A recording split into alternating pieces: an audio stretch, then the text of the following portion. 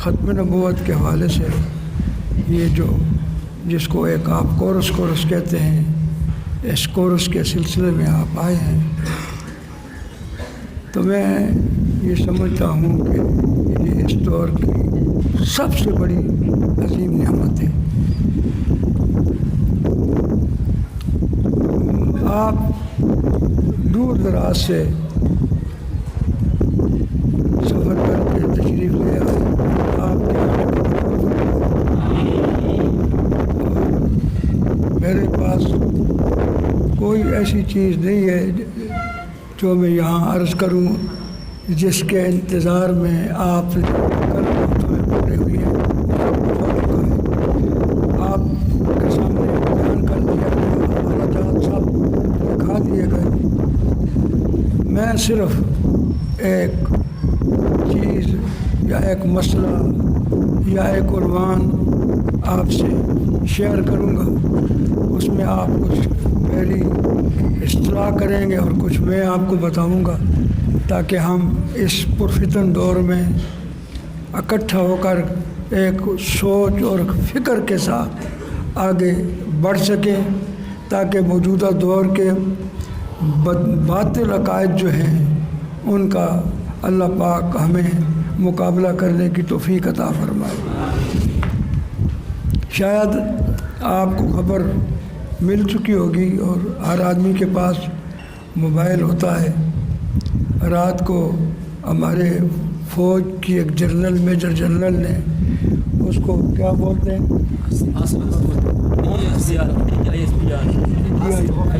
DGI صاحب کا بیان آپ نے سنا ہوگا کہ جناب علی دینی ادارے جو ہیں ان کو ہم محکمہ تعلیم کے اندر ان کو دے دیں گے، اور اس کے متعلق حضرت مولانا فضل الرحمان صاحب مدظل العالی کی پریس کانفرنس بھی آ چکی ہے رات ہی کو۔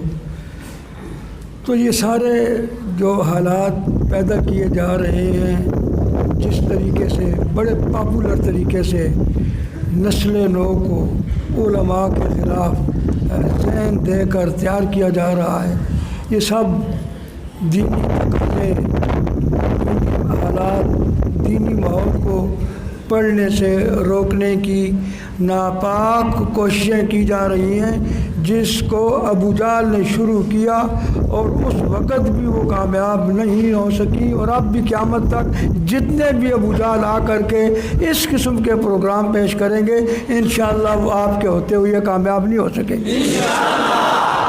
یہ جذبہ اللہ تبارک و تعالی مجھے، آپ کو، ہم سب کو اپنے اکابر کی طرز پر زندگی گزارنے کی توفیق عطا فرمائے، اور یہی چیز جو ہے میں آپ کے سامنے عرض کرتا ہوں۔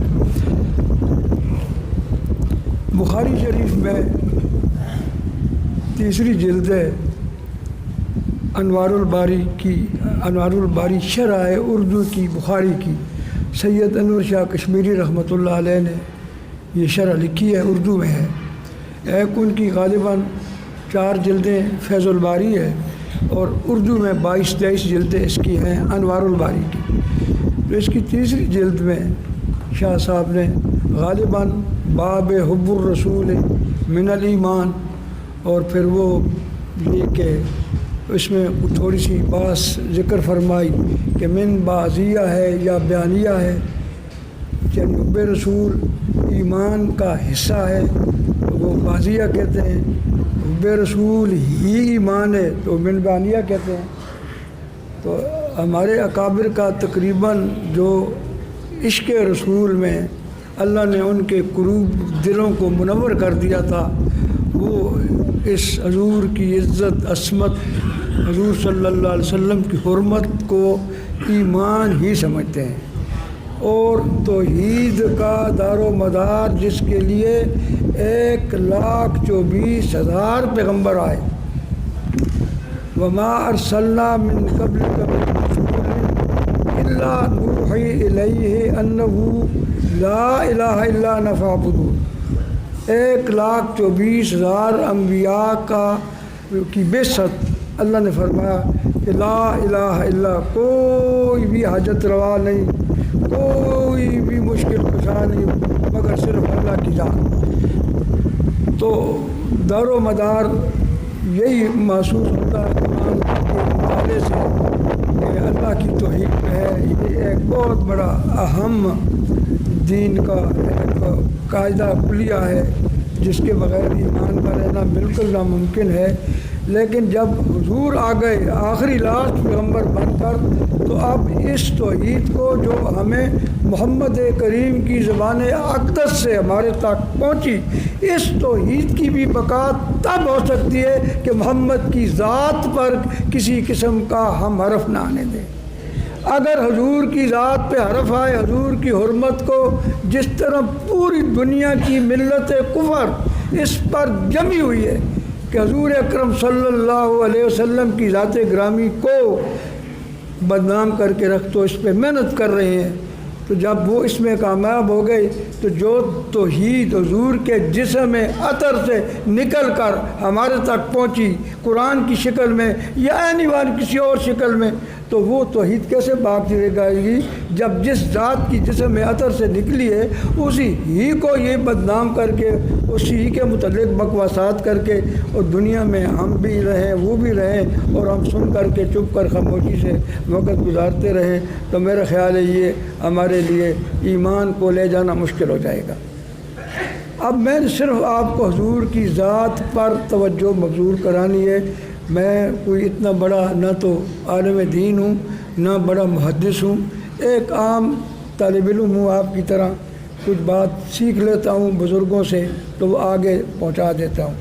تو اب اس سلسلے میں جو حضرت انور شاہ کشمیری نے انوار الباری جلد 3 صفحہ 136، لیکن یہ جو انوار الباری کا میں حوالہ دے رہا ہوں یہ مطبع یا مکتبہ جو ہے وہ امدادیہ ملتان کی چھپی ہوئی ہے اور پیلی قسم کی جلد ہے اس کی، اس کا صفحہ چلتی ہے۔ جب مکتبہ بدل جاتا ہے پھر حوالے بدل جاتے ہیں، پھر طلباء کہتے ہیں دیکھو جی مولوی بکواس کر کے چلا گیا نہیں، تو اس لیے مکتبہ جو ہے وہ ملتان کا ہے، اور اس میں شاہ صاحب نے مجھے اور آپ کو حضور کی زبان مبارک سے چند جملے ارشاد فرمائے کہ یاد رکھو میری امت کے لوگوں، تمہارے اوپر ایک وقت آنے والا ہے اور وہ فتنوں کا دور ہوئے گا، اور فتنے اس قدر تیزی کے ساتھ آتے چلے جائیں گے جس طرح تسبیح کا دانہ ٹوٹ جائے اور اس کے دانے اس کے اندر سے نکلتے ہیں، ایک دانہ نکلا پھر دوسرا پھر تیسرا، اسی طریقے سے فتنے بارشوں کی طرح آنے لگ جائیں گے۔ اور آقا نے فرمایا اس دور میں ایمان کا بچانا ایسا مشکل ترین عمل ہو جائے گا جس طرح ہاتھ کی ہتھیلی پہ آگ کا انگارہ رکھنا۔ تو آقا نے فرمایا میرے صحابہ اس پرفتن دور میں جو بھی کلمہ گو مسلمان خصوصاً علماء کرام دین کے مقتضیات کہ دین جو چاہے گا کہ میرا کون سا حصہ پبلک کے سامنے رکھا جائے، یہ دین کی اقتداء، اس کے مطابق وہ لوگوں کو دین بتائے گا کہ اس دور میں جو چیزیں ضروری ہیں بیان کرنی اس کے مطابق قدم اٹھائے گا۔ تو فرمایا صحابہ تمہارے 50 آدمیوں کے عمل کے برابر اس ایک آدمی کو ثواب ملے گا۔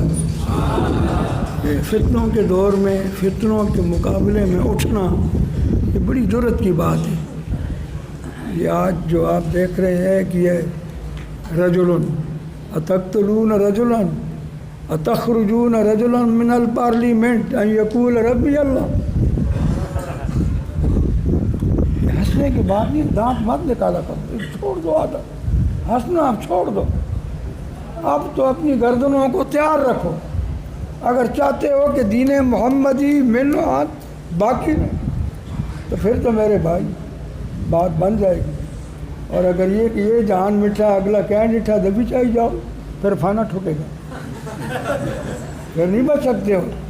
1100-1200 کی تعداد یہ جو آپ اکٹھے ہوئے ہیں اس میں ذرا صرف سوچیں، صرف تقریباً ہی تقریباً ہی 5000 کر لو، تقریباً، تو تقریباً 5000 کر لو تو تقریباً 57 لاکھ روپیہ بنتا ہے یہ جو موجود ہے آپ صرف کتابوں کا آپ کے اوپر کتنا تقریباً ضرب دے لو 500 کو 5000 ہے، 5000 کو کتنے سے 1150 ہاں ضرور دو نا، کتنے بن گئے؟ یہ کھانا نہیں ٹھوکے گا تمہیں؟ 60 لاکھ بن گئے۔ 60 لاکھ صرف کتابوں کے لے جا رہے ہو، کھانے کے لیے تیار ہو جاؤ۔ اگر تم نے کام واپسی پہ جا کے نہ کیا، یہ اس فضا کو ختم کرو کہ جناب والی طلباء کو چھٹیاں ہوتی ہیں، آرام سے کھانا ملتا ہے، صبح سویرے پراٹھا ملتا ہے، ناشتہ ملتا ہے، گان نہ نکالو کھوتی کی طرح، کیا ہے ہوئی بات؟ احساس کرو نا یار، جب احساس آپ ہی نہیں کریں گے، میں ہی نہیں کروں گا، میرے دل کے اندر دکھ نہیں ہوئے گا، آپ کے اندر سے یہ سمجھ لو یہاں بھی انہی میں سے ہیں۔ چھوڑو آپ اس کو، آپ تو اپنے آپ کو ریڈی کرو۔ میں ابھی وہ جملے اور وہ الفاظ کہہ نہیں سکتا، اب بھی جو میرا جی چاہتا ہے کہ میں آپ کے سامنے ان کو رکھوں کہ ان کے کیا پروگرام ہیں، یہ کیا کرنے والے ہیں، ان کے کیا ارادے ہیں، یہ کس طرف قوم کو لے جانے کی کوشش کرتے ہیں، اور صرف ان کے اندر اگر کوئی ایٹم بم جیسی طاقت ہے تو وہ آپ جیسے لوگ ہیں، ورنہ تو وہ کالجوں میں یونیورسٹیوں میں تو ان کے جناب والی چھوکرے نوکری اپنے ہیں، وہ ان سے کیا ڈرے؟ تو اس لیے آپ حضرات کو جو حضور نے فرمایا یہ ویسے نہیں کہہ دیا، اس کو توجہ دیں کہ جو آقا علیہ السلام نے فرمایا کہ دور آئے گا، فتنوں کا دور ہوئے گا، اور میرے صحابہ ابو داؤد کا حوالہ دیا شاہ صاحب نے، اگر وہ انوار الباری ہے تو اب تیسری جلد دکھا لو، ابھی میں آپ کو دکھا کے دیکھتا ہوں۔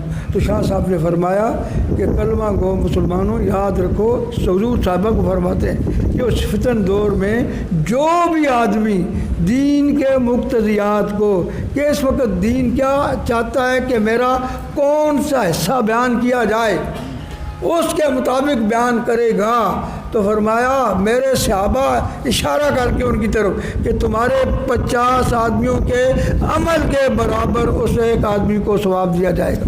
صحابہ کے 50 آدمیوں کا عمل، اور اس دور کے ایک آدمی، ذرا توجہ تو دینا، تھوڑا اس کو نسبت تو قائم کر کے دیکھیں، اتنے خوش نصیب ہیں آپ لوگ کہ اس پرفتن دور میں اللہ نے آپ کو یہاں دور دراز سے یہاں اکٹھا کیا، تو کیا واپس جانے کے بعد پھر آپ کے اندر ایک جذبہ ہونا چاہیے جس کا جناب علی دور دراز تک جس کی آواز پہنچ رہی ہو، کہ وہاں سے جو نوجوان 18 دن یا 20 دن لگا کے گھروں میں واپس گئے، انہوں نے کس قدر اس مسئلے کو اجاگر کیا جتنا کہ اللہ کے رسول کے دین کا تقاضا کیا۔ تو میرے دوستو، میں تو صرف اتنی گزارش کروں گا کہ میں اگر قسم اٹھاؤں تو میں حارث نہیں ہوں گا، واقعتاً تاریخ کائنات میں یہ جو 18 دن آپ نے لگائے ہیں، کورس ختم نبوت، کورس کے حوالے سے، کورس کسے کہتے ہیں؟ کورس کا کیا معنی ہے؟ تربیت۔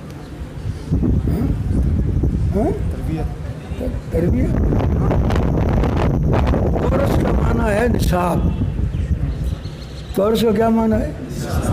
نصاب ہے نا، نصاب ختم نبوت ہے کہ یہ پڑھنے کے لیے نصاب ختم نبوت۔ اب نصاب جو ہے یہ گویا کہ ایک علم ہے نا، علم ہے کہ نہیں ہے؟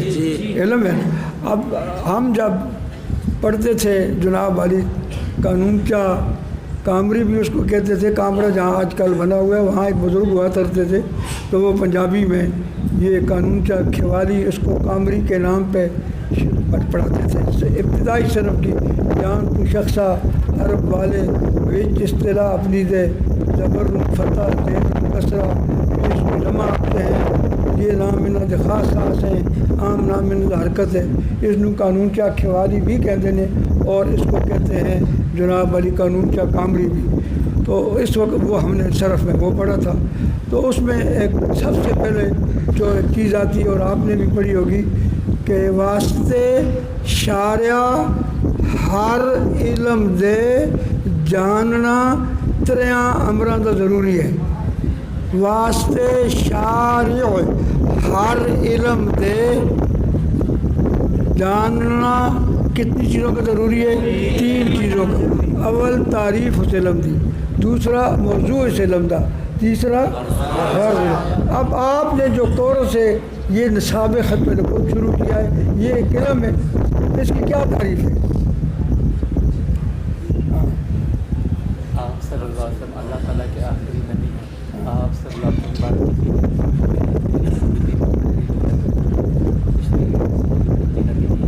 اچھا یہ ماننا اس کا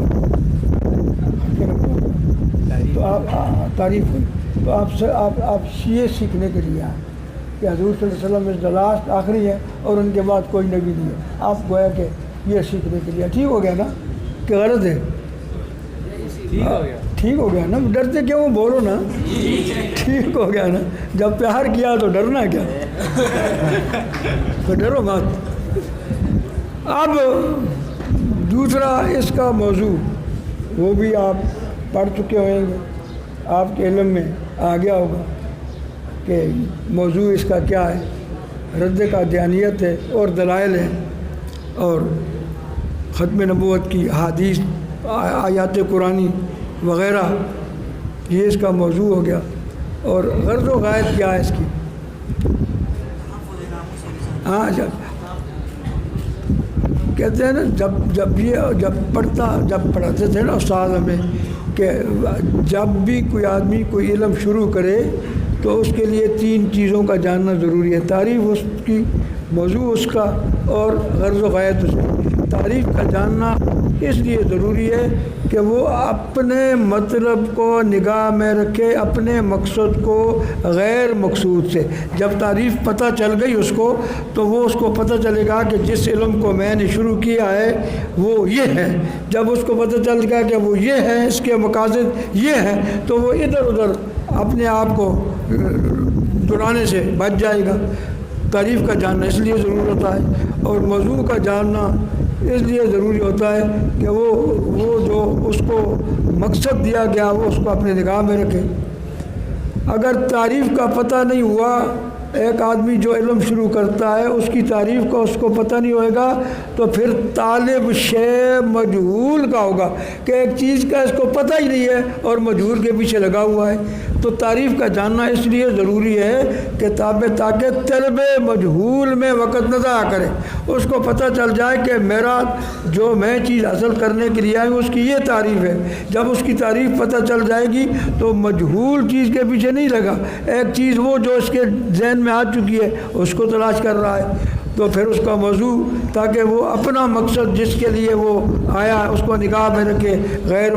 تیسری ہوتی ہے غرض و غایت ہر علم کی.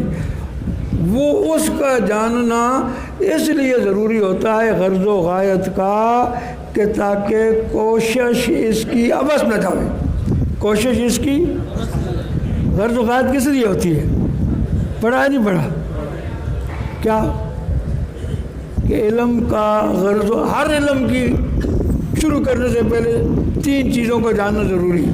تعریف، موضوع، غرض و غایت. غرض و غایت کا جاننا اس لیے ضروری ہے کہ تاکہ اس کی کوشش جو کی ہے اس کو اپنے مقصد میں استعمال میں لا سکے، وہ ضائع نہ جائے.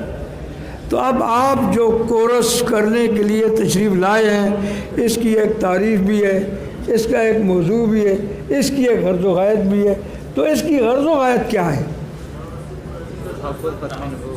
ہاں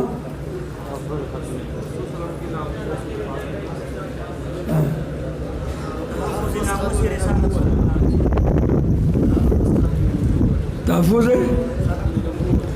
یہ اس کے لیے 18 دن لگائے ہیں.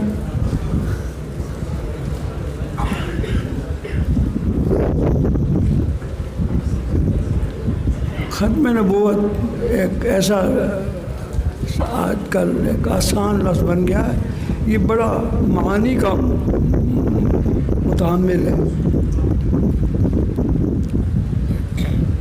آپ کو علم ہو گیا ہوگا انشاءاللہ تعالی کہ 100 آیات قرآنی اور 200 ان میں کیا ہے؟ یہ صرف ایک بات میں سمجھانا چاہتا ہوں، جب آپ واپسی فیلڈ پہ جائیں گے تو پھر آپ کو ان چیزوں کو سامنے رکھیں گے اور اس کی تلاش میں بھی نکلیں گے اور موضوع کو بھی اپنے کو دیکھیں گے، پھر اس کی غرض و غایت کو بھی دیکھیں گے کہ ہم نے یہ جو 18-20 دن لگا کے آئے ہیں اس کے اوپر ہم نے کتنا عمل کیا، کس حد تک ہم آگے بڑھے، کس حد تک ہم نے اس کے اوپر چلنا ہے، ورنہ یہ یہاں جتنا بھی خرچ تقریباً 36 لاکھ کے قریب یہ پہنچ جائے گا، اس کا آپ سے پوچھا جائے گا، اللہ کی قسم اٹھا کے پوچھا جائے گا کہ یہ تم جو 18 دن جناب والی ناشتے کھاتے رہے، چھولے کھاتے رہے، انڈے درمیان میں کھرچو یہ کس لیے کیا؟ یہ جانے کے بعد آپ نے اس کام کو شروع کرنا ہے۔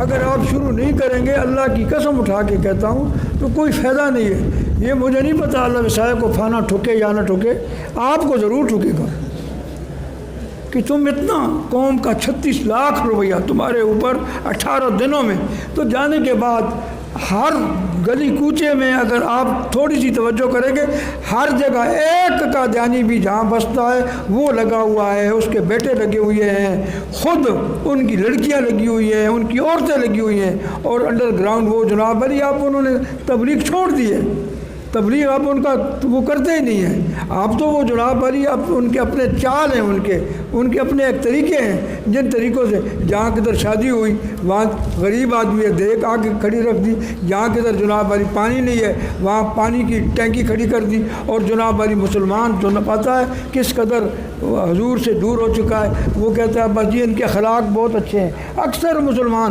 خصوصاً ہماری بیوروکریٹ جو ہے ان کے زبان سے تو یہ جملہ بڑا واضح ہے کہ ان کے اخلاق بہت اچھے ہیں، یہ بہت اخلاق اچھے مالک ہیں۔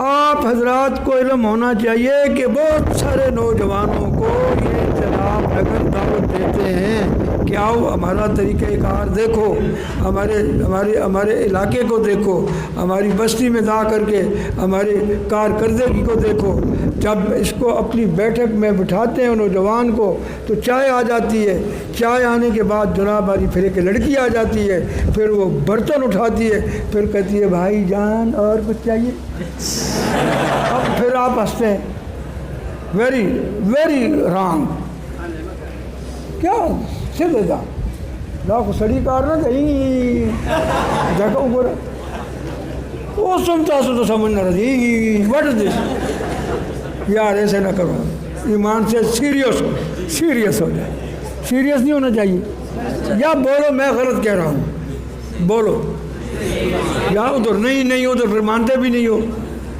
نالے دو نالے چوپڑیاں، یہ کیا ہے؟ ہنسنا چھوڑ دو، فَلْيَضْحَكُوا وَلْيَبْكُوا، پیدا کرو اندر دین کو آگے لے جانا، اور آپ کے اوپر اللہ کی قسم بہت مشکلات کا وقت آنے والا ہے، آپ ریڈی ہو جائیں، آپ اپنے آپ کو تیار کریں کہ آپ کے اوپر جو آگے حالات آ رہے ہیں، جس طرح رات کو وہ پی ڈی جی ہے، کیا ہے وہ D G S P R نے جو رات کو کہا ہے، تو یہ اچھے ارادے نہیں ہیں ان کے، یہ خطرناک ارادے ہیں، اور کسی نے بھی اس دین کو بچانے کے لیے آگے نہیں آنا سوائے آپ جیسے چند شخصیات کے، اور آپ سپاہی ہیں، فوج محمد کے فوجی ہیں، یہ آپ معمولی کام نہیں ہے آپ کے لیے، اسی لیے تو ہم کہتے ہیں کہ جناب علی ہوشیار ہو جاؤ،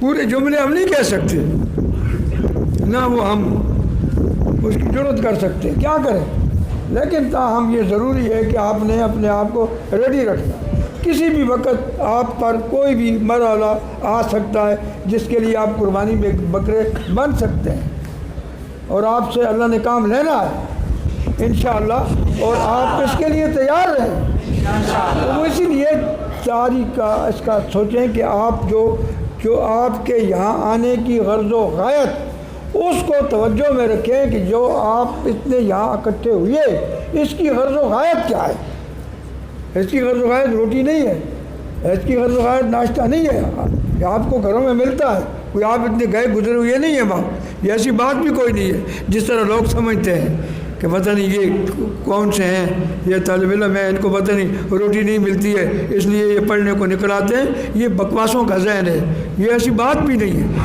لیکن ان کے اذہان تو اسی طرح گندگی میں بھرے ہوئے ہیں، وہ سمجھتے ہیں یعنی کہ شاید روٹی ملتی نہیں ہے، مدرسے میں روٹیاں مفت ملتی ہیں، چارپائی مفت ملتی ہے، بجلی مفت ہوتی ہے، خرچے ان کا ہوتا کوئی نہیں ہے، یہ اکٹھے ہو جاتے ہیں اور جناب علی اس لیے ان کو محکمہ تعلیم کے نیچے رہتی ہیں، تمہاری ماں کا کوسا بہت دان کرتے ہو، کیسے تم سوچتے ہو، کیا رخ تم نے اختیار کیا ہوا ہے کہ ویسے ہی تم قبضہ کر لو گے، ویسے ہی تم محکمہ تعلیم میں لے جاؤ گے، یہ کوئی تمہارے باپ کی وراثت ہے؟ تمہارا باپ اکبر الہ آبادی کہتا ہے، وہ کیا جانے دین کو، رہے جو شیخ کے گھر میں، پیدا ہوئے جو شیخ کے گھر میں، انگریز کی تہذیب میں، انگریز کی کمیونٹی میں، مغرب کی تہذیب کے گندے انڈے، اور وہ کہتے ہیں کہ ہم جناب علی تم کو محکمہ تعلیم کے انڈر دیں گے، جب تم انڈر لینے آؤ گے پھر پتہ چلے گا، پھر دیکھو گے جرت سے رہنا ہے، جرت میں کیا ہوگا، جیل سے مت ڈرو، جیلیں ہمارے اکابر کے یعنی وہ ریسٹ ہاؤس ہے، اللہ کی قسم، اگر تم لوگ جیلوں سے ڈر گئے انہوں نے پھر تمہیں جناب علی کھانا ٹھوک پروگرام شروع کر دینا، لیکن آگے آپ جری اور بہادر بان کر کے رہے تو اللہ تعالیٰ نے 30 پارے میں ہر نبی کا جو ذکر کیا آپ کے سامنے ہے، آپ عالم ہیں، میں تو جٹ بٹا جٹ ہوں، آپ کم از کم عالم تو ہیں، آپ نے آیت سنی ہوگی، پڑھی ہوگی، مَا كَانَ مِن نَبِيٍّ إِلَّا كَانُوا بِهِ يَسْتَهْزِئُونَ، اینی ون پرافٹ، کوئی نبی بھی ایسے نہیں آیا جس کے ساتھ استہزاء نہ کیا گیا ہو، ایک نبی بھی ایسا نہیں ہے، ہر نبی کو خود محمد کریم کی ذات گرامی کے گردن مبارک میں خدا کی قسم یوں کپڑا ڈال کر یوں کر کے مکے کی گلیوں میں روکا گیا، محمد عربی سے بڑھ کر خدا کے ہاں کسی کا مقام ہو سکتا، انہیں نہیں روکا گیا، بولو نا کہ یہ میں غلط کہہ رہا ہوں، آپ کی معلومات میں نہیں ہے، آپ نے تاریخ میں نہیں پڑھا، کوئی بھی اسلامی تاریخ مکے کی ابتدائی دیکھو، حضور کے ساتھ کیا ہوا، کیا کچھ نہیں ہوا، صحابہ کے ساتھ کیا ہوا، کیا کچھ نہیں ہوا، لیکن وہ اللہ کا قرآن کہ وَلَا تَهِنُوا وَلَا تَحْزَنُوا وَأَنْتُمُ الْأَعْلَوْنَ إِن كُنتُم مُؤْمِنِينَ، نہ وہ تھکے نہ وہ گھبرائے، ڈٹے رہے، پتھر لوہا پہاڑ کو ہمالیہ جیسے اپنی جگہ سے ہل گئے، لیکن محمد کی تیار کی ہوئی فوج اور ٹیم ان کے قدموں کو پوری دنیا کی کفریت طاقت لڑکھڑا نہیں سکی، اور یہی چیز آپ نے اپنے قدموں میں پیدا کرنی ہوئے گی، اور یہی ہمارے کابر کا شیوا تھا، اور یہی ہمارے کابر کی طرف تھی، اسی کے اوپر ہم نے چلنا ہے، اسی کے اوپر ہم نے رہنا ہے، اور اسی کے اوپر ہم نے جان دینی ہے، اور اسی طریقے سے جو ان کے بڑے فلسفی علامہ اقبال نے کہا تھا اسی کو ہم نے بھی لائے عمل بنانا ہے، جان دے دی ہوئی اسی کی تھی، حق تو یہ کہ حق ادا نہ ہوا، جب آپ اس کو یوں سمجھیں گے تو پھر تو آگے بڑھ سکیں گے، پھر کام نہیں بنے گا، پھر نہیں بنے گا میرے دوستو، تھوڑا سی ہمت کی ضرورت ہے، جرت کی ضرورت ہے، اکٹھے تو ہم ہو جاتے ہیں لیکن اس کے بعد جب واپس جاتے ہیں پتہ ہی نہیں لگتا کہ تم کہاں کدھر کوئی کام کر رہے ہو، ہم پھرتے ہیں ملک میں، یعنی چلو کوئی کہہ دے کہ جی وہ دورہ کر کے آیا ہے تمہارا ایک طالب علم، اور یہاں وہ لگا ہوا اللہ کے فضل و کرم سے، جب بھی جمعرات کے دن اس کو چھٹی ہوتی ہے وہ آرام سے نہیں بیٹھتا، آ کر کے محمد عربی صلی اللہ علیہ وسلم کی ختم نبوت کا بھیک مانگنے کے لیے گلیوں میں پھر رہا ہوتا، اگر آپ یہ ہر سال 1100 میں سے صرف 50 بھی اس کام کو جا کر کے واپسی پہ شروع کر دیں تو میں اللہ کی قسم اٹھا کے کہتا ہوں کہ اس سے بڑھ کر کے کوئی شیخ الحدیث کو بھی اتنا ثواب نہیں ملتا جو اس حضور کی عظمت اور حرمت کے خلاف آواز اٹھانے والوں کا پیچھا کرتا ہے اور کلمہ گو مسلمانوں کو اس سے آگاہ کرتا ہے کہ اس سے بچو۔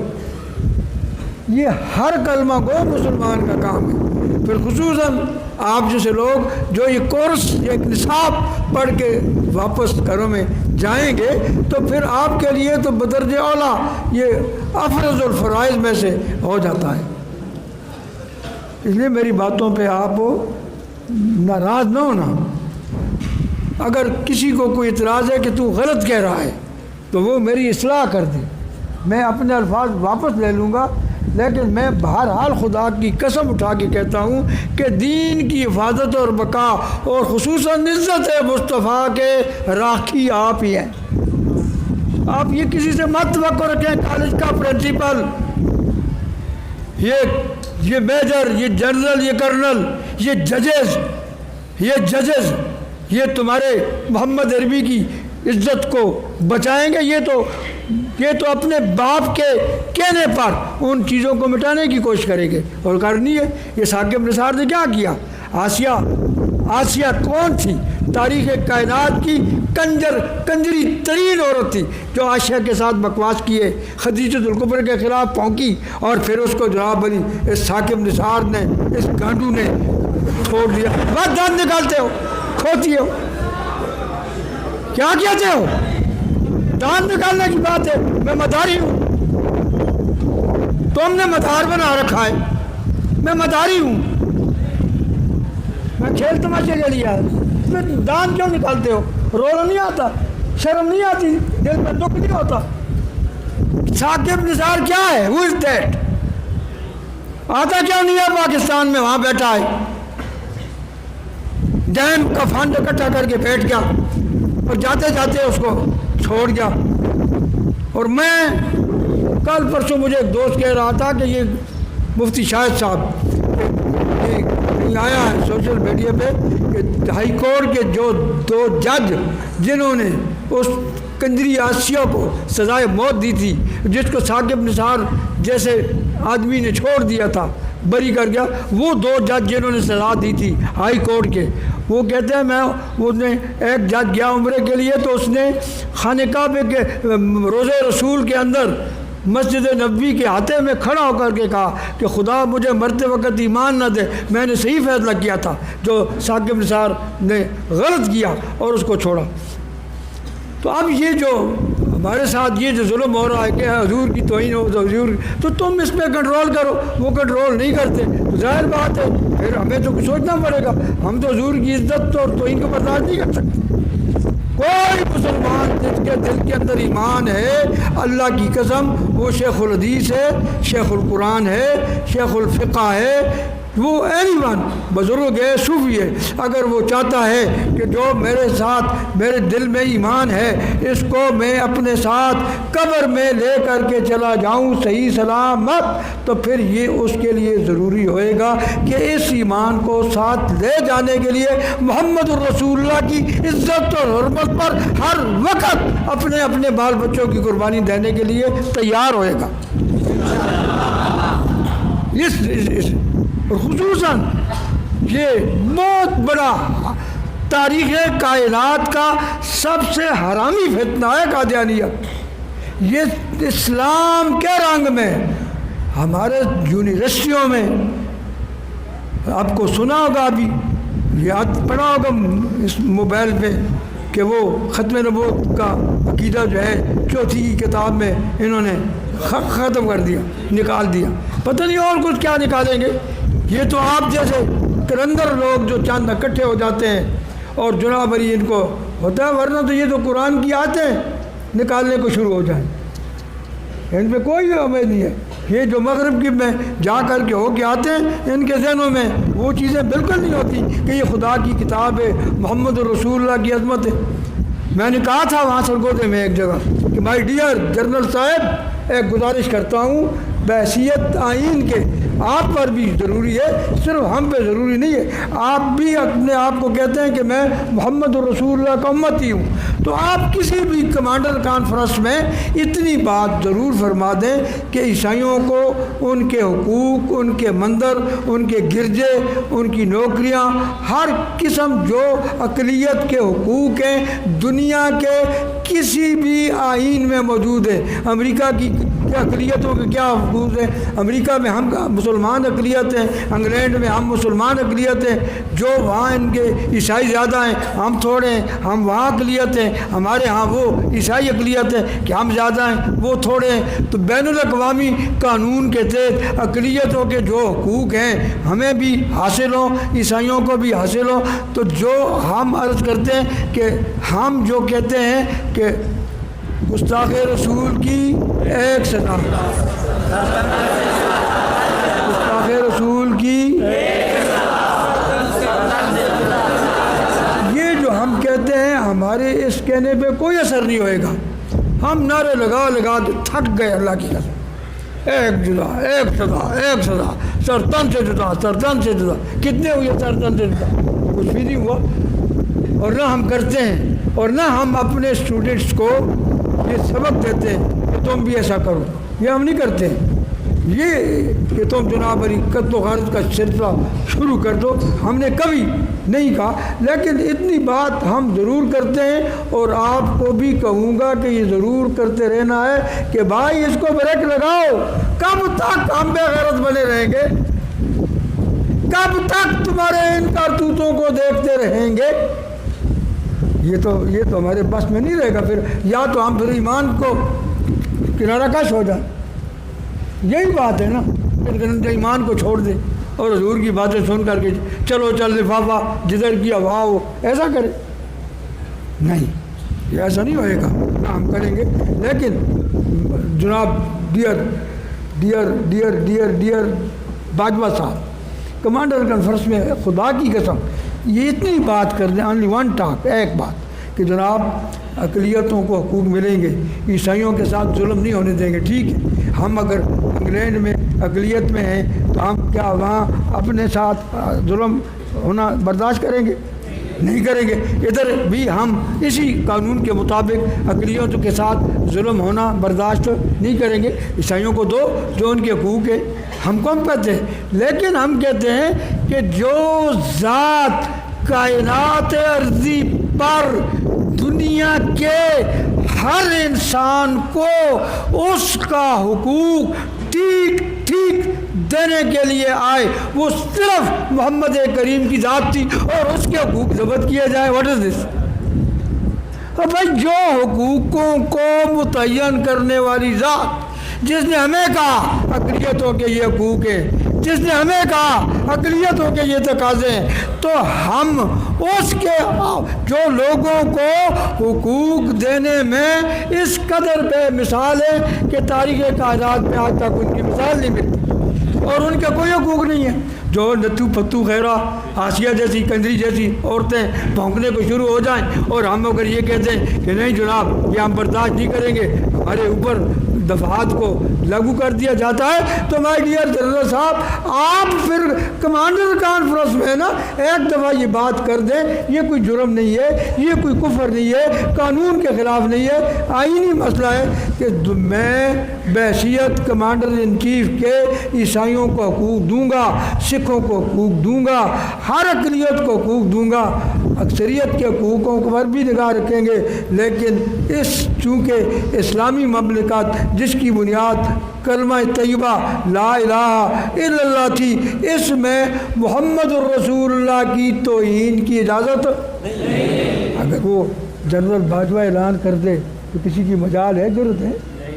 اب میرے جیسے ملک ہوتے ہیں یہ طوفانی ہے، آتا ہے اللہ وسایا ہے، بیٹھتا ہے جناب باری کہ کوہ کے چلے جاتے ہیں، آگے ان کی باتوں کو نہ کوئی سنتا ہے نہ مانتا ہے، آتے ہیں وہ ڈیری شیری کر کے جاتے ہیں، ڈرا ڈرو کیا ہو گیا؟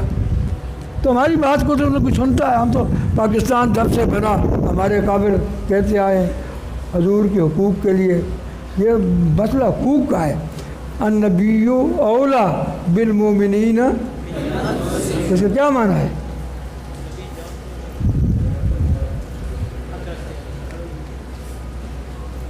دنیا کے اندر باپ کا بیٹے پر، بیٹے کا باپ پر، خاوند کا بیوی پر، بیوی پر خاوند پر، اینی ون کسی کا کسی پر جو حق ہے ہوگا، لیکن رب کعبہ کی قسم خاوند کا بیوی پر، بیوی کا خاوند پر، بھائی کا بھائی پر، باپ کا بیٹے پر اس قدر حق نہیں ہے جتنا ہر کلمہ گو مسلمان پہ محمد عربی کا حق ہے۔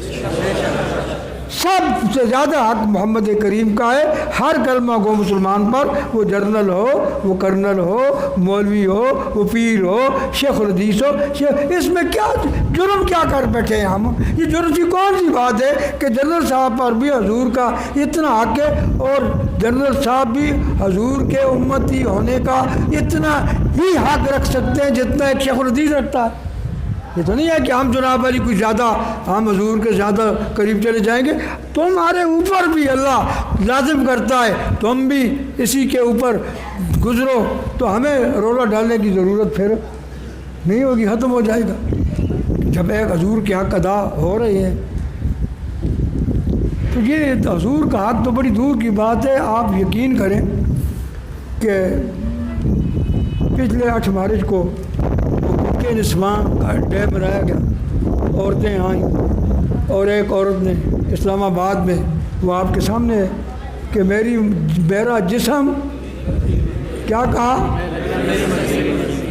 اس پوتڑی دی بچی نو کوئی پوچھے، شعور دی بچی ہے، تو کہندی ہے میرا جسم میرا حق۔ تیرا حق ہوتا تو مرد اگر نہ چاہے تو پیدا ہی نہیں ہو سکتی، تیرا حق کیا رہ گیا؟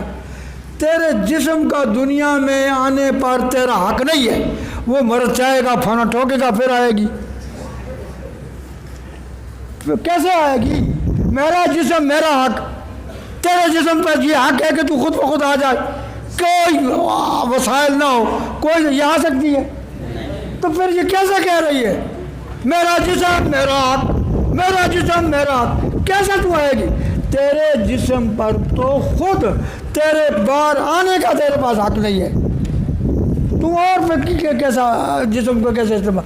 تو چاہے کہ میں کسی امیر کے گھر میں پیدا ہو جاؤں تو وہ ہو سکتی ہے؟ نہیں ہوئے گی۔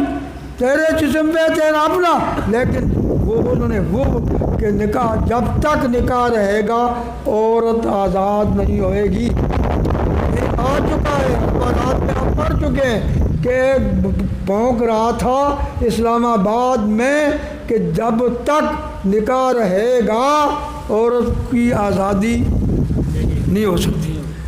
معلوم ہوا کہ یہ جو نعرہ لگا رہا تھا وہاں اسلام آباد جیسے شہر میں جہاں لاکھوں ہزاروں مساجد ہیں اور وہ چند بے حیا عورتیں اسلام آباد کی گلیوں میں پھر کر بکواس کر رہی تھیں اور میرا جسم میرا حق، میرا جسم میرا حق، اور یہ جناب علی نہ اور تو کیا کہ وہ اس کو پکڑ کر کے اندر کرتے کہ تو کیسے کلمات کہہ رہی ہے، تیرا جسم تیرا حق، تیرا حق جس گھر میں تو پیدا ہوئی ہے وہ کروڑ پتیے ہیں، وہ لاکھ پتیے ہیں، تقریباً 99% یہ کروڑ پتیے، یہ لاکھ پتیے، یہ جرنیل، یہ میجر، یہ جتنے بھی بڑے بڑے افسران حکمران ہیں، کروڑوں کے مالک ہوتے ہیں، یہ بیٹی کو حق نہیں دیا کرتے۔ کہا جاتے ہیں بھائی بیٹی کو حق نہیں دیتے۔ ایک میجر ہے، اس کے ایک بیٹی ہے، ایک بیٹا ہے، بیٹا وہ لے جاتا ہے، وہ کوٹی کا مالک ہو، ہر جگہ میں ایسے ہو رہا ہے، بیٹی کو بہنوں کا حق لوگ کہا رہے ہیں۔ تو یہ کیسے کہتی ہے میرا جسم میرا حق؟ تیرا تو اپنا حق تجھے کوئی نہیں دیتا، باہر نکال دیتے ہیں، چال بھائی، جس طرح انگریزوں کے ہاں ہوتا ہے مسئلہ۔ تو اس لیے میرے دوستوں میں تو صرف اتنی کرنی ہے کہ آپ حضرات کو اللہ تبارک و تعالیٰ نے ایک موت کا عطا فرمایا، اور میں نے جو آیت پڑھی ہے اس کی روح سے آپ کے سامنے گزارش کرتا ہوں کہ اس آیت میں اللہ نے فرمایا کہ لقد من اللہ، کلمہ گو مسلمانوں لام اور قد یہ دونوں تاکید کے لیے آتے ہیں، حالانکہ اللہ اگر تاکید کا ذکر نہ کرتے تو پھر بھی وہ اللہ تھے، وہ ان کے لیے تاکید ضروری نہیں تھی کہ وہ لام بھی لے آتے، قد بھی لے آتے، صرف کہہ دیتے من اللہ، میں اللہ نے احسان کیا، لیکن تاکید ہمارے لیے لایا کہ میں اللہ ایک بات تم کلمہ گو مسلمانوں کے سامنے رکھ رہا ہوں، اور یہ تاکید اس لیے لے آیا کہ تاکہ تم اس بات کو توجہ اور غور سے سنو۔ تو کیا فرمایا؟ من اللہ، میں اللہ نے احسان کیا، کس پہ کیا؟ علی المومنین، کلمہ گو احسان۔ کیا احسان کیا؟ اس بعث فیہم، کیا احسان کیا؟ فرمایا میں نے تم پہ یہ احسان کیا کہ تمہیں محمد عربی جیسے نبی عطا فرمائے۔ تو یا اللہ مجھے خیال پیدا ہوا، آپ کے ذہن میں بھی آ سکتا ہے کہ یہ کیا احسان کیا کہ میں نے تمہیں محمد عربی جیسے نبی عطا فرمائے۔ اللہ کہہ رہے ہیں اور لام اور قد کے ساتھ کہہ رہے ہیں کہ میں نے احسان کیا تم پہ کہ تمہیں محمد عربی جیسے نبی عطا فرمائے۔ تو یا اللہ نبی تو پہلے بھی دیے، لقد من اللہ علی قوم نوح اذ بعث فیہم نوحا، کہیں آتا ہے؟ لقد من اللہ علی قوم ابراہیم اذ بعث فیہم ابراہیم، آتا ہے؟ کسی اینی ون پرافٹ کے متعلق آتا ہے؟ بولو نا یار، علماء بیٹھے ہوئی ہے، میں تو جٹ پٹا جٹ ہوں، اللہ کی قسم اٹھا کے کہہ رہا ہوں، بزرگوں کی سنی باتیں کہہ دیتا ہوں۔ تو اب سوال یہ پیدا ہوتا ہے کہ اللہ فرماتے ہیں کلمہ گو مسلمانوں پہ میں نے احسان کیا۔ یا اللہ کیا کیا؟ فرمایا میں نے تمہیں محمد عربی جیسا نبی عطا کیا۔ تو یا اللہ نبی تو اور بھی دیے، انہیں تو نہیں کہا۔ جب ہماری باری آئی تو لام اور قد الج کا حکم کر دیا، ہوشیار، کہاں جی ہوشیار کہ میں محمد عربی جیسا نبی دیا، یہ میرا احسان ہے۔ تو نبی تو پہلے بھی دیے۔ تو فرمایا سمجھ کی کوشش کر، تو جو کہتا ہے 100 آیات میں آتا ہے، 210 حدیثوں میں آتا ہے، پہلے صرف نبی آئے، صرف پرافٹ آئے، صرف رسول آئے، تمہیں صرف رسول، صرف نبی نہیں دیا، تمہیں خاتم النبیین دیا۔ تمہیں کیا دیا؟ اب ذرا ایک نقطہ نگاہ جو ہمارے ذہنوں میں اٹھا اس پر غور و فکر کرتے ہیں کہ اللہ نے فرمایا کہ میں نے تم کلمہ گو مسلمانوں پہ احسان کیا، تمہیں محمد عربی جیسے نبی عطا فرمائے۔ تو ہم نے کہا یا اللہ نبی تو پہلے بھی آئے، کسی اور امت کو نہیں کہا، فرمایا وہ صرف نبی تھے، ختم نبوت کا تاج کسی نبی کے سر پہ، تمہیں جو نبی دیا اس کے سر پہ ختم نبوت کا تاج رکھ کر کے دیا۔ نہیں سمجھے بات؟ کیا سمجھے؟ تمہیں جو نبی دیا وہ صرف نبی نہیں دیا، ان کے سر پہ کیا کیا؟ ختم نبوت کا تاج رکھا اور پھر تمہیں دیا۔ یہ میں نے کیا کہ ان کے سر پہ ختم نبوت کا تاج رکھ کر تمہیں نبی عطا فرمایا، یہ میں نے تم پہ احسان کیا۔ اب تھوڑی سی توجہ کی ضرورت ہے، سوچنے کی ضرورت ہے۔ یہ جو اللہ فرما رہے ہیں کہ بندے نہ پتربان، لام اور قد الرٹ کے لیے، بندے نہ پتربان، تو میجر ہے تب بھی سوچ، جرنل ہے تب بھی سوچ، شیخ الحدیث ہے تب بھی سوچ، شیخ القرآن ہے تب بھی سوچ، اسٹوڈنٹ ہے تب بھی سوچ، اینی ون تو ہے کلمہ گو مسلمان۔ لقد اس لیے لے آیا کہ بندے نہ پتربان غور نال سن کہ میں نے تمہیں وہ محمد نبی عطا کیا، پہلے اس کے سر پہ ختم نبوت کا تاج رکھا اور پھر تم کو دیا۔ بات سمجھ میں آ گئی؟ اب سوال پیدا ہوا، میں ہی نے سوال کیا کہ یا اللہ تاج کس کے سر پہ رکھا؟ حضور کے سر پہ رکھا نا۔ کس کے سر پہ رکھا؟ احسان حضور پہ ہوا یا ہم پہ ہوا؟ حضور پہ ہوا نا، تاج تو ان کے سر پہ رکھا اور فرماتا ہے احسان میں نے تم پہ کیا۔ ہمیں سمجھ نہیں آ رہا ہے، جس کے سر پہ تاج رکھا جاتا ہے تو احسان تو اس پہ ہوتا ہے۔ بظاہر ہماری کم عقلی جو ہمارا گندا عقل ہے اس میں تو یہی آ رہا ہے کہ تاج کس کے سر پہ رکھا گیا؟ تو جب ان کے سر پہ تاج رکھا گیا تو احسان، اور آپ مارنے کے ہمیں دے رہے ہیں کہ بندے نے پتربان، بھاویں جرنل ہیں، بھاویں کرنل ہیں، بھاویں میجر ہیں، بھاویں مولوی ہیں، بھاویں پیر ہیں، بھاویں طالب علم ہیں، بھاویں استاد ہیں، نہیں ون کچھ بھی ہیں، ہے کلمہ گو مسلمان، میں تمہیں محمد عربی کے سر پہ ختم نبوت کا تاج رکھ کر کے نبی دیا۔ ہمیں مارنے کا ہمیں دے رہا ہے. لقد من اللہ کہ احسان میں نے تم پہ کیا, تاج ان کے سر پہ رکھا, ہمارے اوپر کیا احسان ہوا. تو اصل میں تھوڑی سی تتبع استقراء تھوڑی سی جو کی گئی تو معصور یہی ہوا نہیں, بلکہ یہی آتا ہے کہ واقعتاً حضور کے سر مبارک پر ختم نبوت کا تاج رکھ کر حضور کی ذات پہ احسان نہیں ہے. حضور کے ابو بکر صدیق سے لے کر قیامت کی صبح تک آنے والا آخری مسلمان احسان ان تمام انسانوں پر ہے جو کلمہ گو مسلمان ہے. وہ کیسے جی, ہم میں کیسے ہوا؟ تاج تو ان کے ساتھ میں رکھا. تو اب تھوڑا سا آپ پیچھے چلے باب آدم کی طرف. آدم علیہ السلام سے لے کر عیسیٰ علیہ السلام تک تقریباً 1,24,000 یا 1,47,000 کی روایت آتی ہے نبی آئے.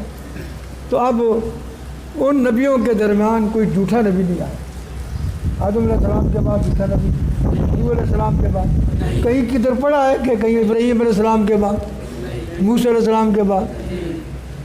دیکھو نا 1,24,000 جب سچے آ رہے تھے, سچے شروع تھے تو جھوٹا, اور جب سچے کا آنا بند ہو گیا جھوٹوں کی رہنے لگ گیا. اب یہ آپ کے لیے بہت بڑی آزمائش ہے. جب سچے نبی آ رہے تھے اس دور میں جھوٹا آ سکتا تھا, آ جو رہے ہیں, اور جب بند ہو گیا کہ اب قیامت تک نبی نہیں آئے گا, اب شروع ہو گئے. مسلمہ آ گیا, اسود عنسی آ گیا, ان پینٹ لوڑوں سے پہلے شروع ہوئے.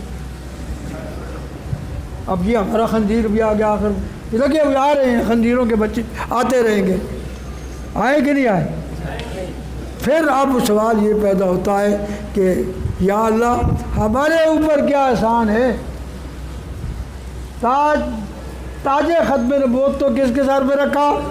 محمد کریم کی ذات پر, اور فرمایا تم ہوشیار الرٹ ہو جاؤ, ہمیں تم جو بھی ہو, جس عہدے پہ ہو, جس منصب پہ ہو, الرٹ ہو جاؤ کہ میں نے تم پہ احسان کیا کہ حضور کو خاتم النبیین بنا کے بھیجا. تاج اگرچہ ان کے سر پر ہے لیکن احسان تم پہ گیا. یا اللہ کیسے؟ فرمایا تم پیچھے انبیاء کی تاریخ پڑھو. آدم علیہ السلام, اس پر ایمان لے آنے والوں کو دیکھو, ریسرچ کرو.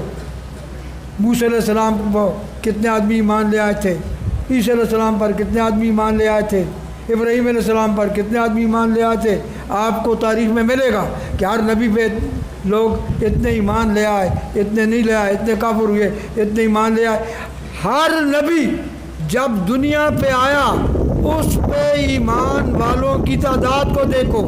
اگر ابراہیم علیہ السلام پر ایمان والوں کی تعداد 4,000 ہے, یا اس موسیٰ علیہ السلام پر ایمان لے آنے والوں کی تعداد 40,000 ہے, اور عیسیٰ علیہ السلام پر ایمان لے آنے والوں کی تعداد 32 ہے حواری, اور موسیٰ علیہ السلام پر 40,000 تھے بنی اسرائیلی.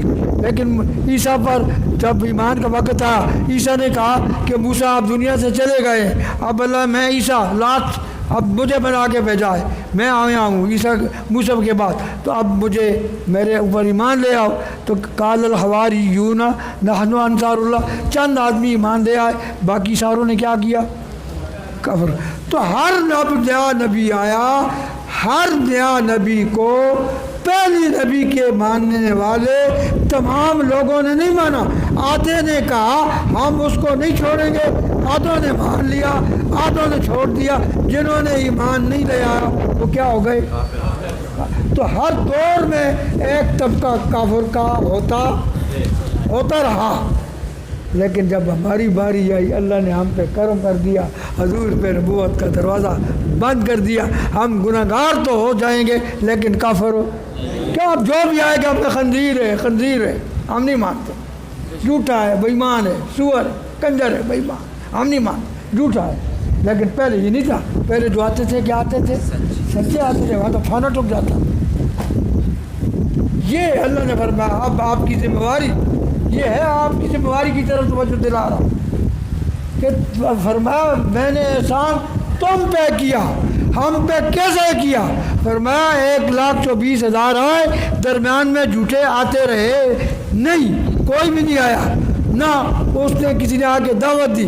جب حضور لاسٹ آخری نبی آ گئے تو اب ظاہر بات ہے کفر کے تمام دروازے جو نبی کی وجہ سے جاری ہونے تھے کہ آدھوں نے مانا آدھوں نے نہیں مانا، اب تم نے صرف حضور کے ساتھ قیامت کی صبح تک چپکے رہنا ہے۔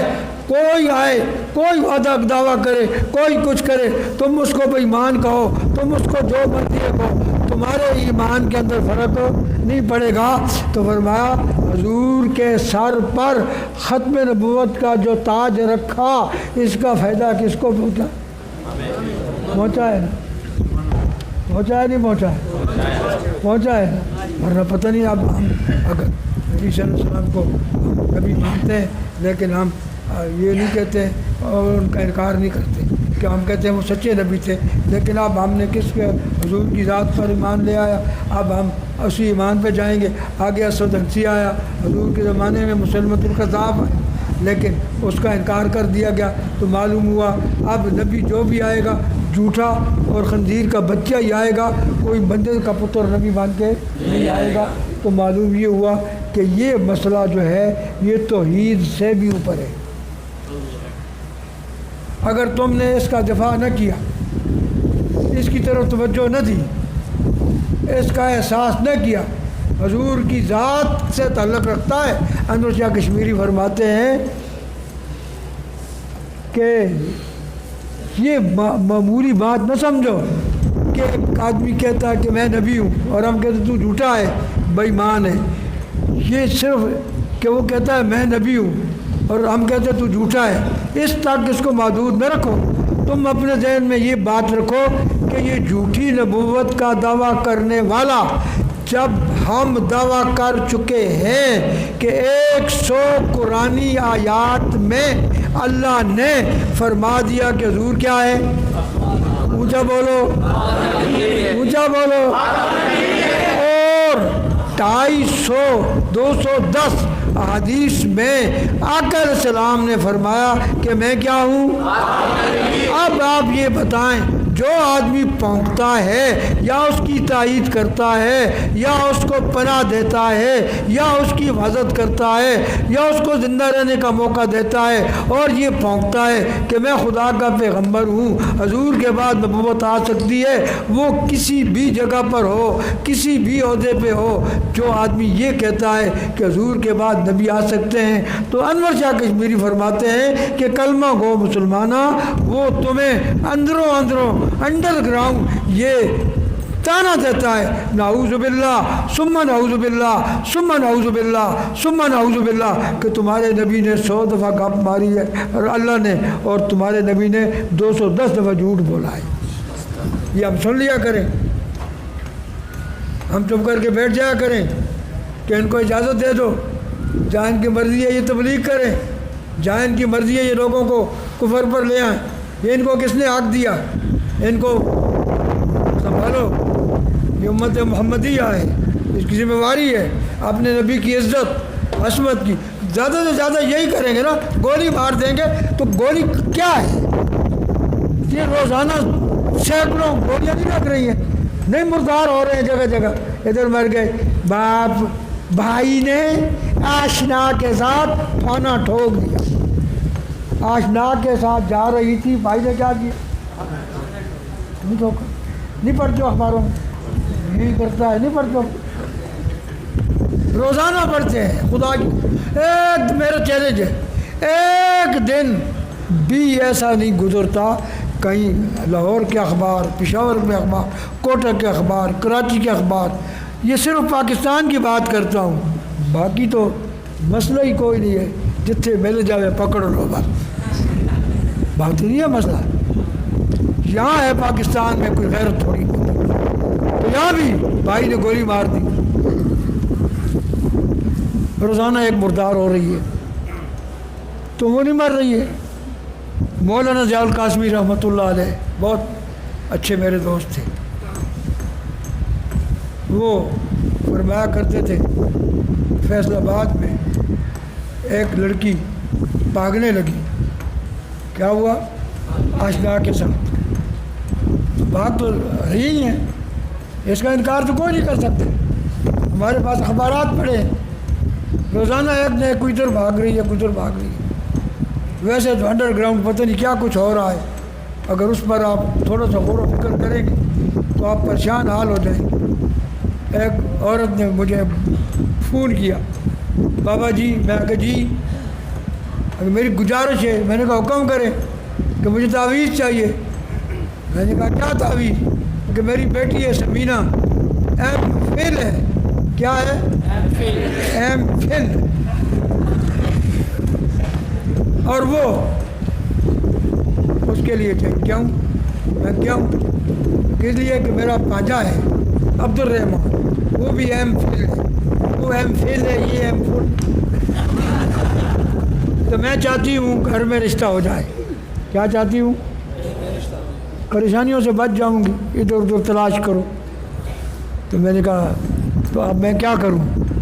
تعویذ چاہیے۔ میں نے کہا کیا تعویذ؟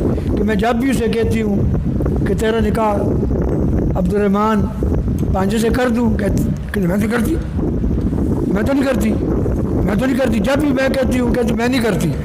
تو میں نے کہا پھر میں کیا کروں؟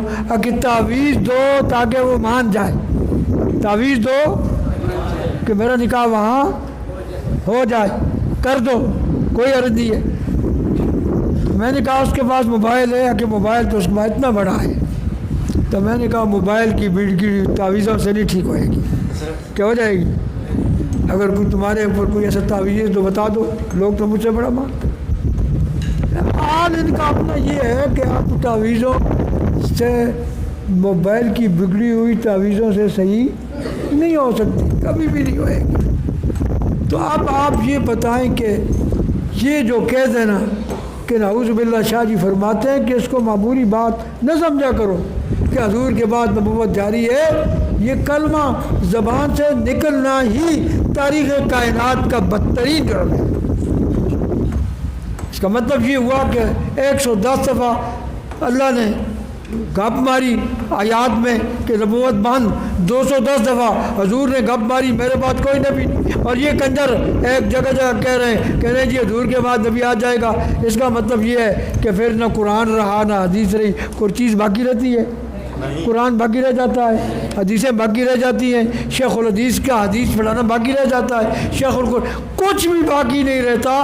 اللہ کی قسم، نہ مسلمان باقی رہتا، نہ جنرل کا مسلمان ہونا باقی رہ سکتا ہے، نہ مولوی کا مسلمان ہونا باقی رہ سکتا ہے، جب تک یہ باقی نہ رہے کہ حضور اس ذات 100% حضور آخری ہیں، ان کے بعد نبوت کا دروازہ بند۔ جو بے ایمان دعویٰ کرے گا صدیق کی طرح، اسی وقت اس کو تختہ دار پہ چڑھا دیا جائے، پھر ایمان بھی بچے گا، ملک بھی باقی رہے گا، ملک بھی چلے گا، ملک کی حفاظت بھی ایٹومیٹکلی اللہ پاک اپنے ذمہ لے لیں گے، بشرطے کہ محمد رسول اللہ کی ذات کا دفاع فرض عین اس سے اوپر درجہ نہ سمجھیں گے۔ جو ہمارے جنرل، ہمارے میجر، ہمارے عام مسلمان، ہمارے مولوی، تاریخ کائنات میں سب سے افضل ترین ذات محمد کریم کی ہے، اور یہی عقیدہ رکھو کہ اس عقیدے کو سب سے مقدم،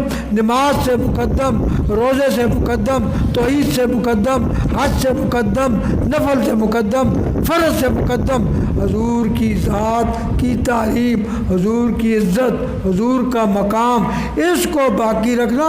ورنہ اللہ کی قسم، جب حضور کا مقام باقی نہیں رہے گا تو پھر کچھ چیز باقی نہیں رہے گی۔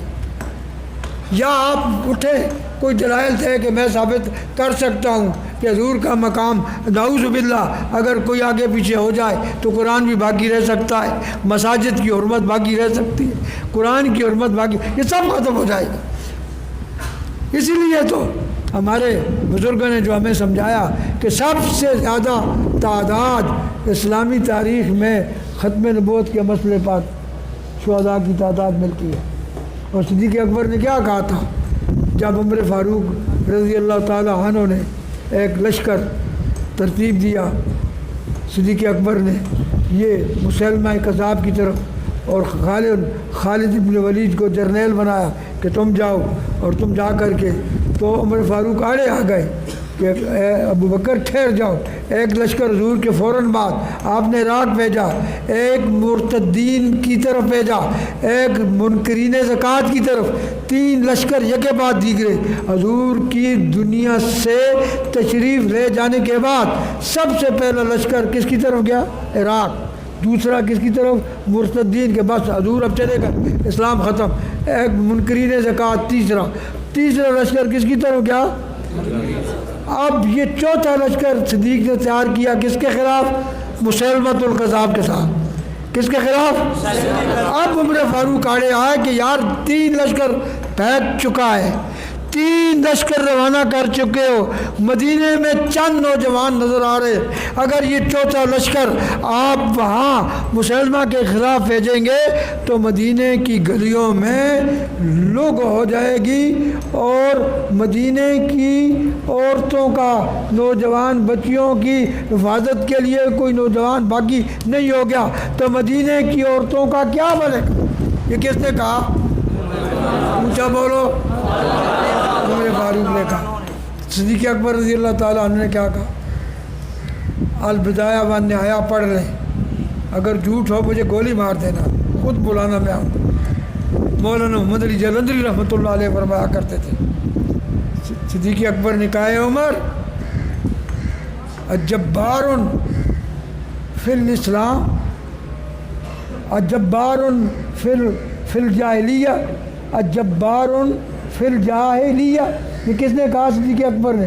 یا عمر، الجبار فی الجاہلیہ ورذیلۃ فی الاسلام، جب آپ کفر میں تھے، تلوار ہاتھ میں تھی، مکہ کی گلیوں میں پھر رہے ہو، کسی نے پوچھا کیا بات ہے، آج نظر آتے ہو غصے میں؟ فرمایا میں قتل کرنے جا رہا ہوں اس پیغمبر کو کہ خرخشے میں ڈال رکھا ہے جس نے عرب بھر کو۔ اس وقت تو تلوار ہاتھ میں ننگی، اور آج کہتا ہے کہ یہ لشکر نہ بھیجو، مدینے کی عورتوں کو کیا بنے گا؟ جب کفر میں تھے، جب باہر تھے، اب جب مولانا ہزاری منع کیا کرتے تھے، اب جب اسلام میں آ گئے پھسپھسی باتیں کرتے ہو، نرم باتیں کرتے ہو، یہ کیا؟ مدینے کی عورتوں کے ٹانگوں کو کتے کھا جائیں تو صدیق برداشت کر لے گا، لیکن محمد کی نبوت پہ ڈاکہ برداشت نہیں کرتا۔ یہ ہے اس کی حفاظت کا تقاضا۔ اس کو 3rd کلاس نہ سمجھو، انور شاہ کشمیری کو پڑھو، ان کی کتاب پڑھو، وہ کیا نام ہے اس کا،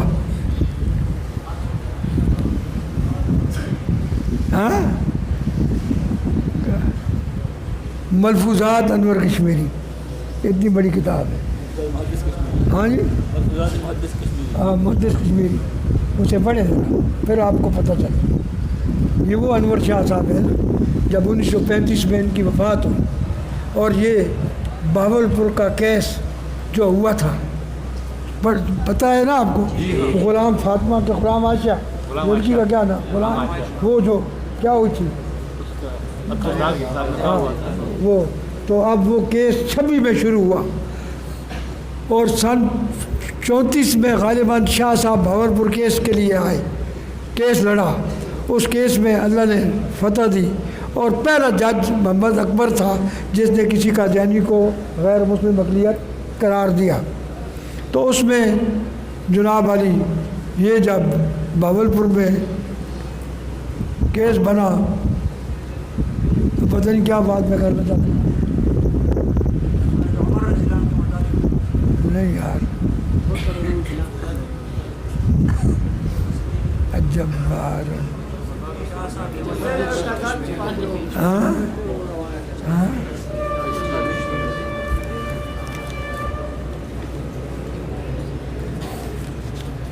اچھا یار، یہ بڑی قیمتی بات کرنا چاہتا تھا، پھر عمل شمل تو کرتے ہیں نا۔ ہاں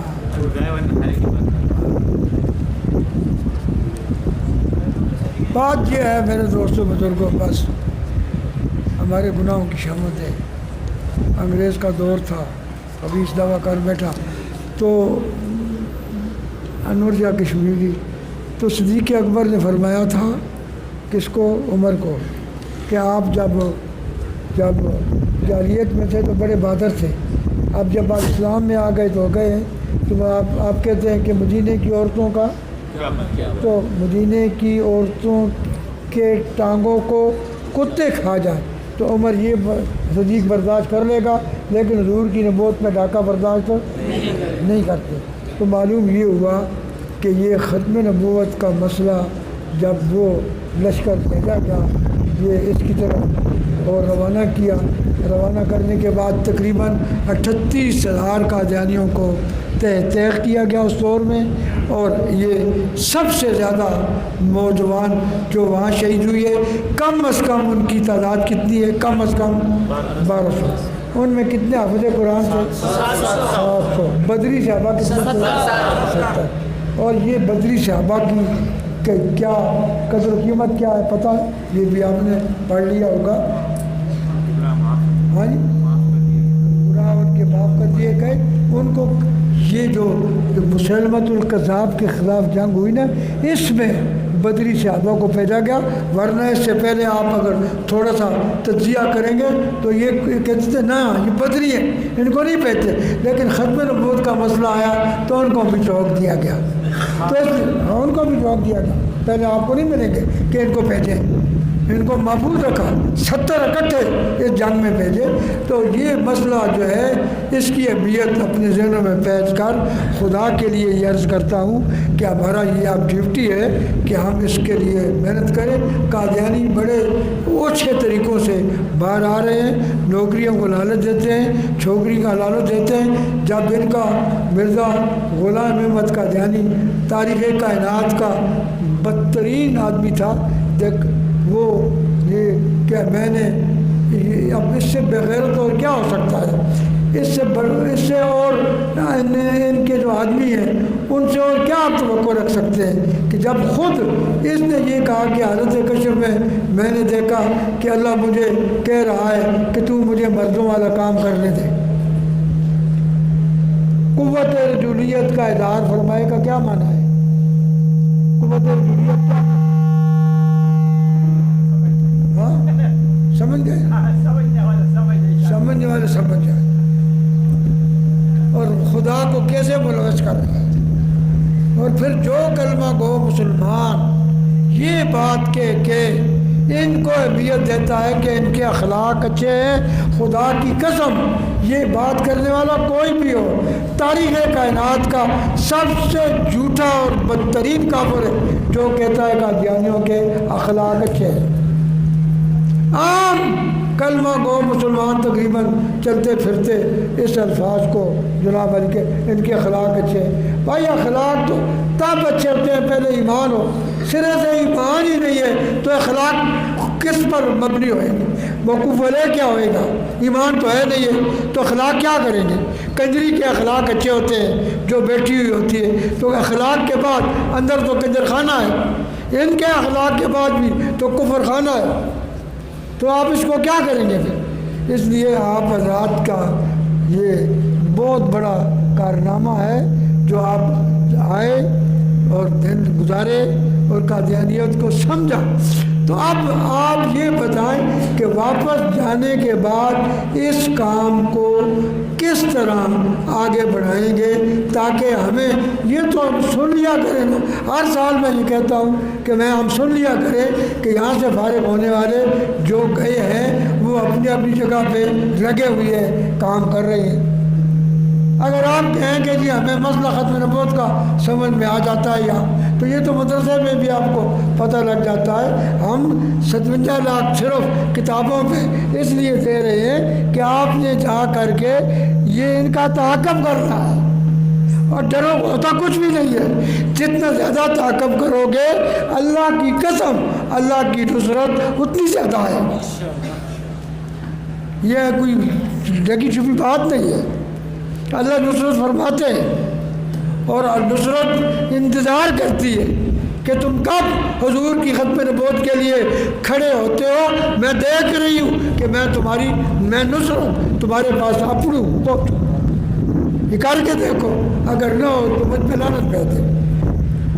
چلو علامہ اقبال نے جو کہا کہ محمد سے وفا تو نے تو ہم تیرے ہیں، یہ جہاں چیزیں کیا لو قلم تیرے، تو یہ وفا کا یہ معنی ہے کہ کوئی حضور کو مٹھیاں کرنی ہے، وہ تو ہم نہیں کر سکتے، نہ ہو سکتا۔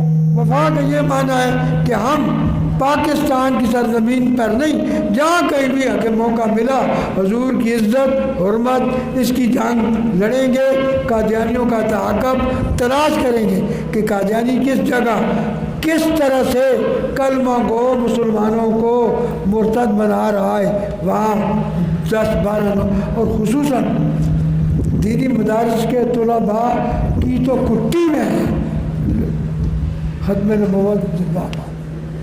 دینی طلباء جو ہیں، دینی طلباء آپ جیسے، ان کی تو دماغ کے اندر ڈر ہے کہ ختم نبوت زندہ باد۔ کام کرو، کالج یونیورسٹی کے اسٹوڈنٹ 10 کام کرو، کالج کے اندر ان سے رابطہ کرو۔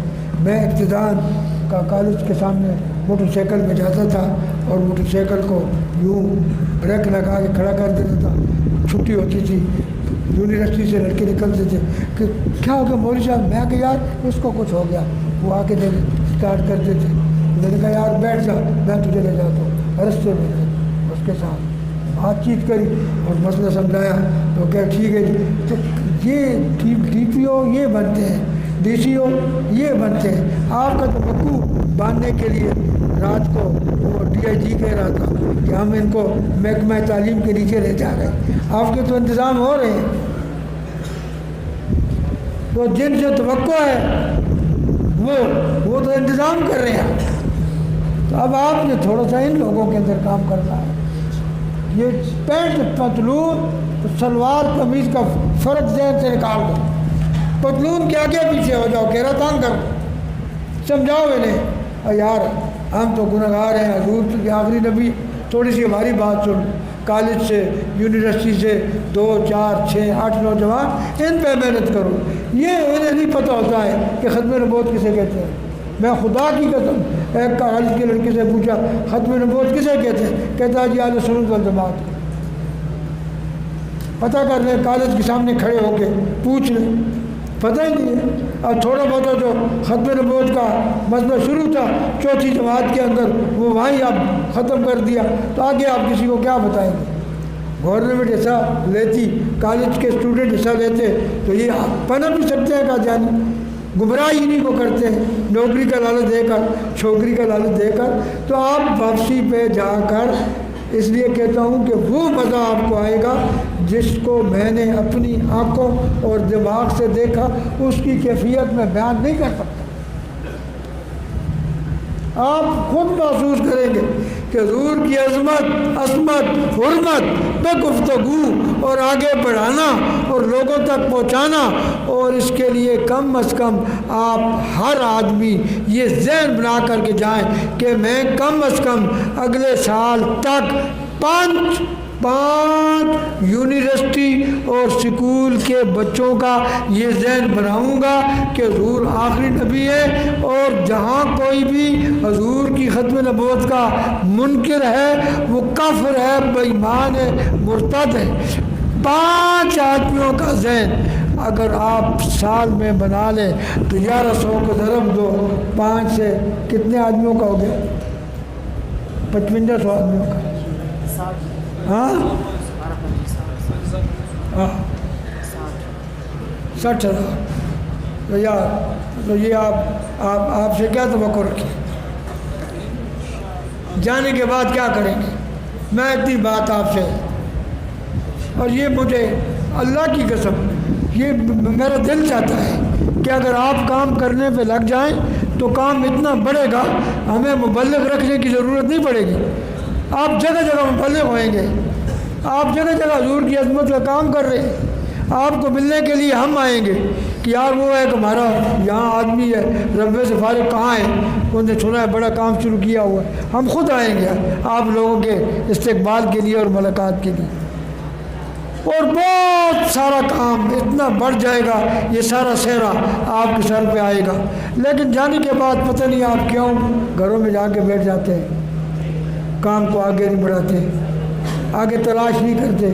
کا جانی کس محلے میں لگا ہوا ہے، اور تو یہ ہے تاریخ کائنات کے بزدل ترین آدمی ہیں، بالکل یہ میدان کے چوتیے، ٹھہر سکتے ہی نہیں ہے، انڈر گراؤنڈ کچھ کرتے ہیں، کسی افسر کو کچھ کر دیا جیسے موجودہ ماحول ہے، تو واقعی یہ ان کے اندر جرت میں باقی نہیں ہے۔ لیکن آپ تھوڑا سا جانے کے بعد محسوس کرے کہ اس محلے میں ختم نبوت کا ورکر رہتا ہے، خدا کی قسم۔ جب قوم کو یہ محسوس ہو جائے گا کہ اس محلے میں، ہمارے محلے میں ختم نبوت کا ورکر رہتا ہے، تو پھر ممکن ہے کہ اللہ کی فرشتے زمین کی گلیوں پر جہاں سے اللہ وسائل صاحب گزرے ان کا استقبال کر رہے ہوئیں گے، یہ سب آپ کی برکت سے ہوئے۔ لیکن آپ جا کر کے کہ چلو جی 18 دن گزر گئے ہیں، اب کیا کرنا ہے، نہیں، یہ نہیں۔ آپ حضور کے سپاہی بنے، ڈرے نہیں، کچھ بھی نہیں ہوئے گا، اللہ کی قسم کچھ بھی نہیں ہوئے گا، کچھ بھی نہیں ہوئے گا۔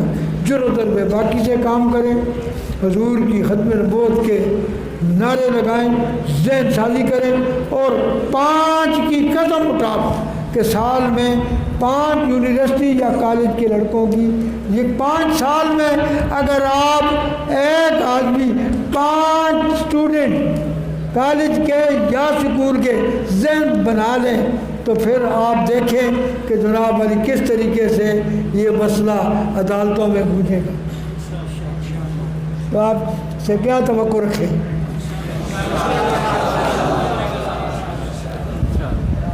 ہاتھ نہیں اٹھا رہے ہیں، اچھا آپ اٹھائے رکھو 5 کے کتنے آدمیوں کے؟ 5 کتنے آدمیوں کے؟ کالج کے لڑکے، یونیورسٹی کے، سکول کے، کم از کم، ورنہ زیادہ جتنے کرو گے اجر بڑھتا چلا جائے گا۔ جزاک اللہ۔ میں امید رکھوں کہ مسجد میں آپ نے ہاتھ اٹھایا ہے اور جھوٹ نہیں بولے، ضرور کریں گے انشاءاللہ تعالیٰ۔ میں خدا کی قسم اٹھا کے کہتا ہوں کہ اس دور میں آپ کریں گے تو آپ کریں گے وفا، تو پھر کی محمد سے وفا تو نہیں تو ہم تیرے، یہ ناممکن انشاءاللہ تعالیٰ۔ اللہ تعالیٰ آپ حضرات کو واپسی پہ خیریت سے اپنے گھروں میں لے جائے، اور میرے لیے آپ صرف یہ دعا کر لی ہے کہ اللہ میرا خاتمہ بالایمان کر۔